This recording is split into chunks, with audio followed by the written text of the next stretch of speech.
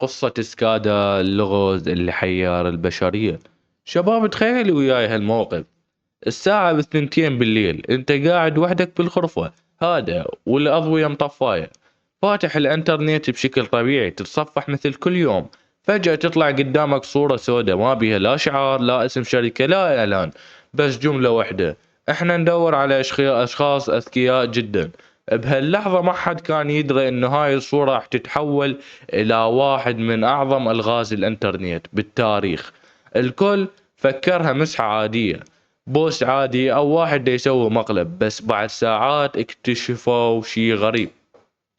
داخل الصورة اكو رسالة مخفية، ومن هاي بدت قصة سكادا. آلاف الأشخاص من مختلف الدول العالم دخلوا حتى يحلون اللغز: مبرمجين، هاكرز أخلاقيين، خبراء تشفير، وحتى عباقرة رياضيات. لكن المشكلة انه اول لغز كان مجرد البداية. كل ما تحل مرحلة ينفتح قدامك باب جديد، وكل باب وراه لغز اصعب: رموز، شفرات، رسائل مخفية، واشياء تحتاج ساعات حتى تفهمها. ايام مرت والناس مستمرة بالحل، الى ان وصلوا الشي ما حد كان متوقع: احداثيات جي بي اس مخفية داخل الالغاز. هنا الكل فكر انه النهاية قربت، لكن الصدمة الكبيرة لأن إحداثيات ما كانت توديك الموقع ولا حساب سري ولا السيرفر مخفي، كانت توديك لمكان حقيقي. اي نعم، مثل ما قاعد تسمع، مكان حقيقي موجود بالواقع. بعض الاشخاص راحوا الاحداثيات ولقوا ملصقات معلقة بالشوارع عليها رموز سكادا والخاص جديدة، وكان شخص مجهول دا يراقبهم خطوة بخطوة.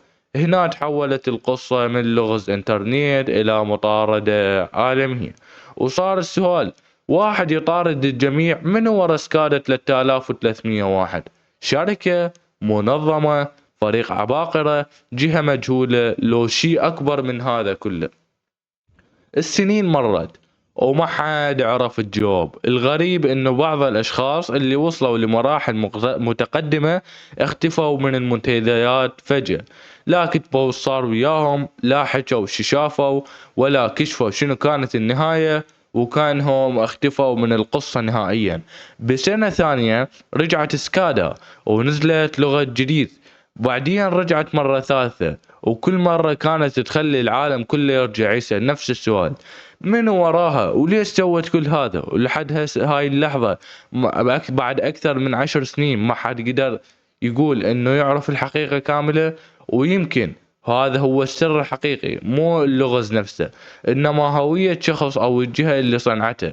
وهسه جاوبوني بصراحة، إذا هالرسالة طلعت قدامك بليلة مظلمة وكتبت لك إحنا ندور على أشخاص أذكياء جدا، راح تضغط وتكمل لو تسد الصفحة وتطلع؟ اكتب رايك بالتعليقات، ولا تنسى اللايك والمتابعة حتى نكمل لكم في الفيديو الثاني قصة جديدة.